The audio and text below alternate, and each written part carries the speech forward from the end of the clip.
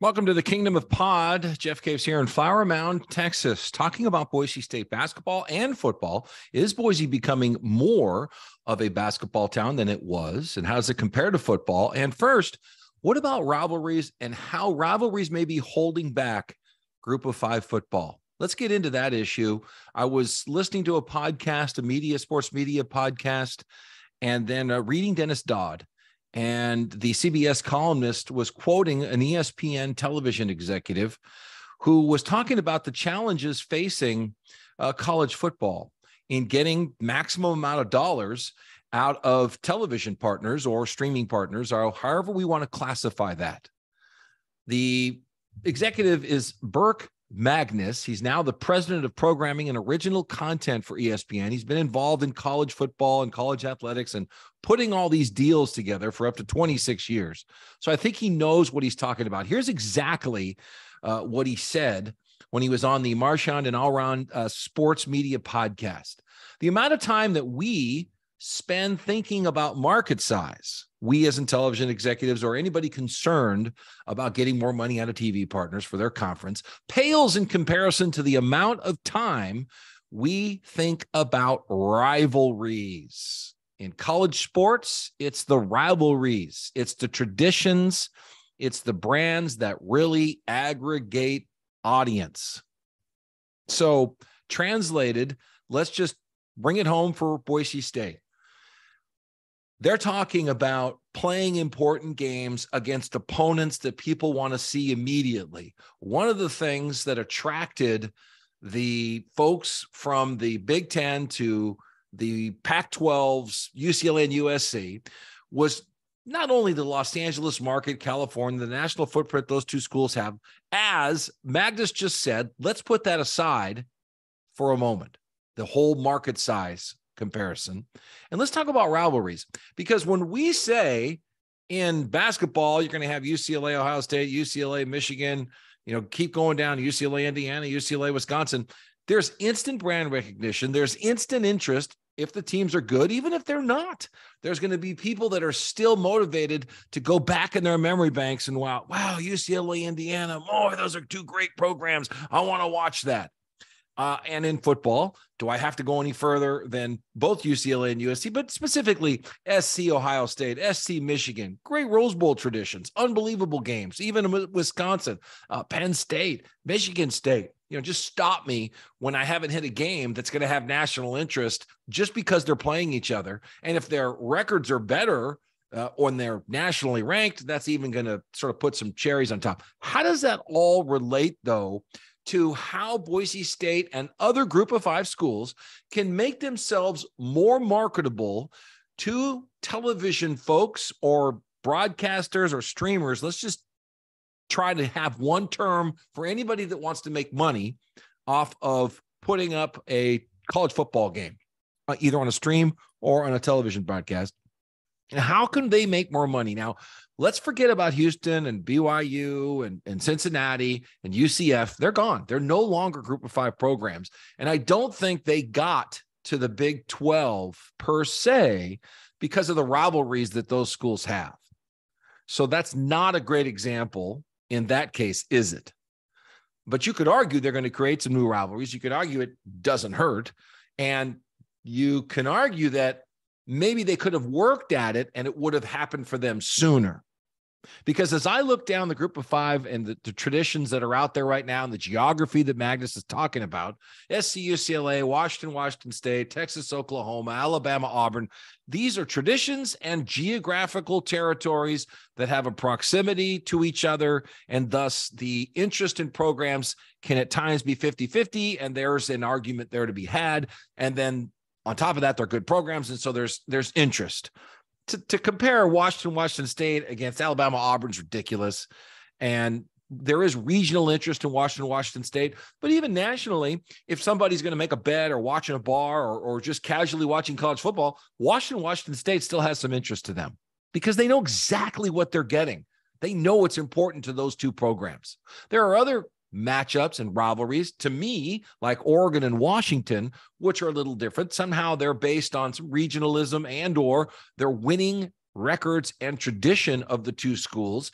That was one particular one, Alabama, Georgia, Penn State, Michigan. There are games that when the records are great, there's huge interest because there's great traditions with those programs that have played in games or have had coaches and or players that we all grew up with, knew about, won Heisman trophies, national championships, and all of that. So I get the Power Five argument for all of this. And I do believe rivalry is a little strong, but matchups, when they looked at USC and UCLA, were highly important. And it does make a ton of sense in football and basketball for those two schools based on the matchups that we just discussed. But how does this apply to the group of five? I'll tell you about that in a second. How does it apply to Boise State? Listen, you know me, always up for a challenge. And with Full Spectrum Health, I could not only address losing weight, as hopefully if you're watching me here on this YouTube channel, you see I have been getting thinner, but I'm eating better, more consistently in terms of not eating the wrong things. Sure, everybody screws up once in a while, but maybe I trade in fried pork skins in pork fat than potato chips. You know, I get rid of drinking 16 to 24 ounces of milk a day and go down to 8. I eat more protein, less carbs. I eat more in the morning, less at night. All of this has come from my relationship with Full Spectrum Health. I sleep better. I eat better. I have more energy. I got turned on to cold plunging. I see the benefits of that. My inflammation has decreased. I've stopped drinking other than social occasions now. All right. So I don't even have like a 3-time-a-week drinking occasion, and maybe once every month that I do that. And all this is attributed to me to full-spectrumhealth.com. You can go there now for yourself. Under $200, you get an 8-week program for yourself and all the tools that you'll need, the diet, the exercise plan. There's an app that goes with all this. So I would look at this as a full reboot for all of your health. Full-spectrumhealth.com. Get a free video consultation. Find out for yourself. It'll take you 15 minutes. You can talk to them, see what it's all about. Full-spectrumhealth.com. All right. Back here to the Kingdom of Pod and back to this conversation about the group of five and what they can do to help themselves. As I look down the remaining group of 5 teams in football, and I think about the leaders of the group of 5 and who are their rivalries, let me just go down this list, and I want you to visualize for yourself what rivalry comes up for you when you think of Tulane football. When I say Fresno State, who do they want? Whose brains do they want to beat in? Coastal Carolina, Memphis, San Diego State.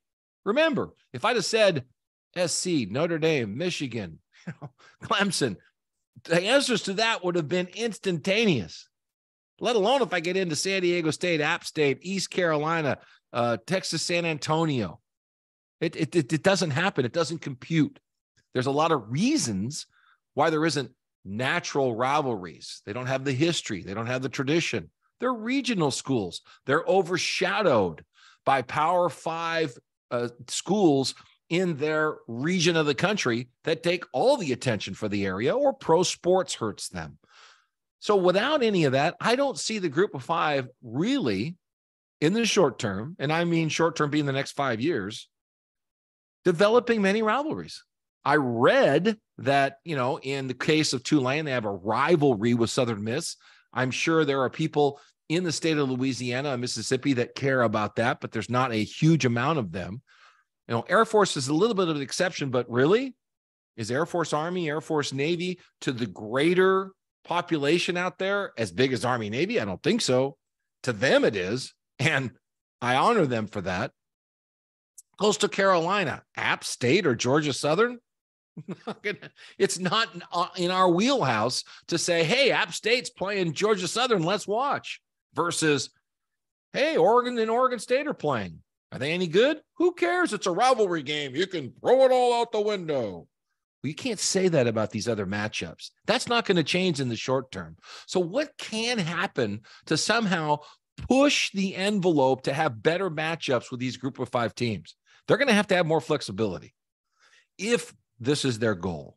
And to me, group of 5 schools playing more significant games, garnering more interest from the college football fan is an aggressive, plausible, smart move to generate more interest. Can they set aside one weekend a year where there's flexible scheduling in the preseason?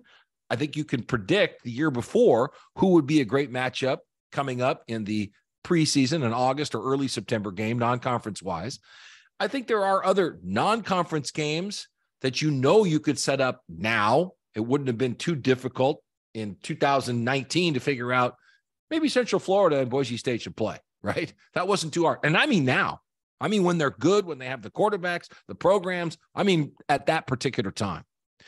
Can you set up and set aside some time in November before the conference championship games and have group of 5 teams meet each other that have great records but aren't in the same conferences and would help separate who the top group of 5 school is? Would there be interest nationally? Say I took a look at this and I said, okay, let's look at some of the games. In 2022, just this last season, was there a point where we would have not wanted to see Fresno State and Cincinnati? Maybe. Why not? Is there a point coming up in the kickoff for the 2023 season where there wouldn't be some interest in Boise State and Tulane, right? Wouldn't that have worked out?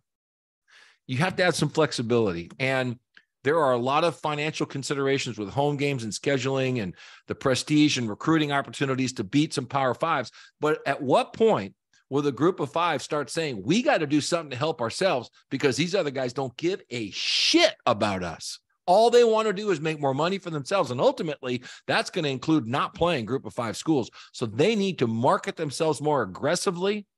And I think there needs to be some flexibility. I like some of these games. I think there was a thought that you could have a group of 5 national championship. You don't have to call it that if you don't want to, because you still want to play for the other one with the expanded playoff. I get and see all that. I'm talking about either some preseason flexibility or some flexibility in November, but do something because there are no rivalries with Texas San Antonio, even Boise State, as we spend more time with that. What's the rivalry with Fresno State? It's a milk can. It's extremely regional. If the records are both 9-1, 10-0, 8-2, 10-0, that kind of a matchup, I think there's more interest. Yes. And there's really some good history between those two schools. There's better history between Boise State, Idaho, and specifically Boise State, Nevada, but there isn't enough competitiveness on the field. And any of the Power 5, Group of 5 matchups, like the at one time budding Boise State, Oregon rivalry, both schools have to have something to lose. And that's not the case when you have a lot of group of 5s playing Power 5s. They got nothing to lose. When Appy State beat Michigan, the hell they have to lose? Nothing. So that's not sustainable because the people that have stuff to lose aren't interested in that. If they're going to lose to somebody that has some cachet and a rivalry and national interest, I think you just found out Michigan would rather lose to Southern Cal than Appy State. Okay, so I think you're going to see less of that. If you're Appy State and you're the group of 5, you got to find ways to build up the others around you and have just the next level of interest go from completely local, only Mississippi and Louisiana and pockets of it caring about Tulane against Southern Miss, to maybe the next couple of states and the next level of interest up, whatever that is. And every TV executive knows what that is. I just think there needs to be some cooperation and awareness. And I don't know where that leadership's going to come from, but as more presidents settle down and stay where they're at, as I think higher education's income is declining and more people are reevaluating how they spend their money, they're going to look at how they can start building themselves back up. And maybe this is part of the solution. Let me know your thoughts. Text me, email me, put a comment in this video. We've had some great interaction with a lot of you guys, and I want to get to some of those questions and answers in future sessions here on the Kingdom of Pod as we look at Boise State football each week. The other thing I found interesting was Leon Rice's comment about the basketball fans at Boise State, and he said it's starting to really feel like a basketball town and a football town. It's both. And he credited his fans, and he identified some friends of his that came from Spokane that had been coming to Leon Rice games for 5 years and said, this crowd is louder than it's ever been. And I know that there's disappointment that they're still getting 9,300 in a 12,000-seat arena for big games against New Mexico. But he's talking about passion, interest, and noise in a building. And let's start there. Let's just identify that. All right. That's what he's talking about, that his team gets an emotional edge from that kind of behavior.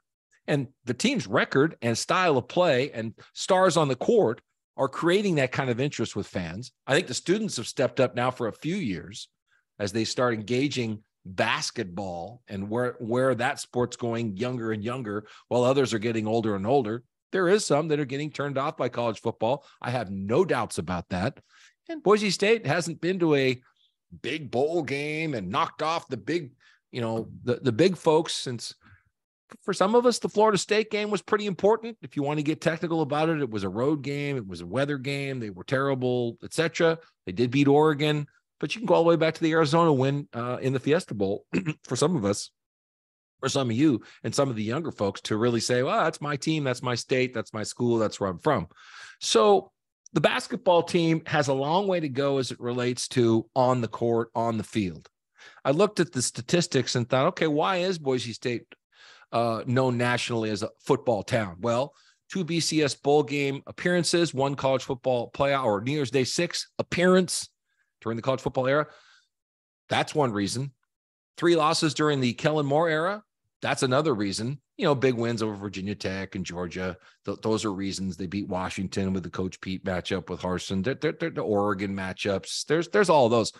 Those signature wins, frankly, nationally, much harder to come by and really haven't.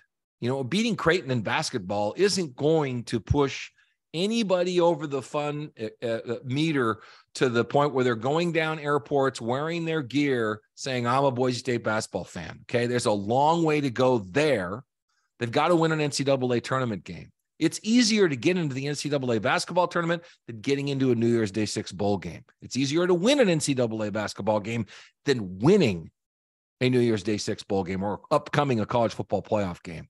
There's just fewer opportunities to do that in football than in basketball, about 50% fewer opportunities. I looked at, I figured it out. It's like 10% can have an opportunity to get in there in a significant football game, like a New Year's Day 6 game or the college football playoff.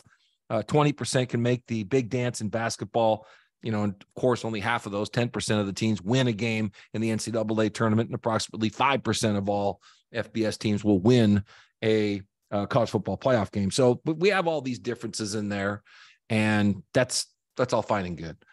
I think Leon was just talking about fans, fan interest, fan emotions, loudness. And so just take it at that. I do think that progress is being made. I'm not sitting in those stands hearing it, but I can read and I can see, and I know the history of all of this. And this is all positive news going in the right direction. I hope this has been a positive edition of the Kingdom of Pod. Hope you enjoy it, pass it along, and get over to YouTube and watch this if you'd like, or if you're watching this on my YouTube channel, just search Jeff Caves YouTube. You can listen to this. You can subscribe to it, get it in wherever you get your podcast, rate it, review it, pass it along. I appreciate you, and we'll see you next time.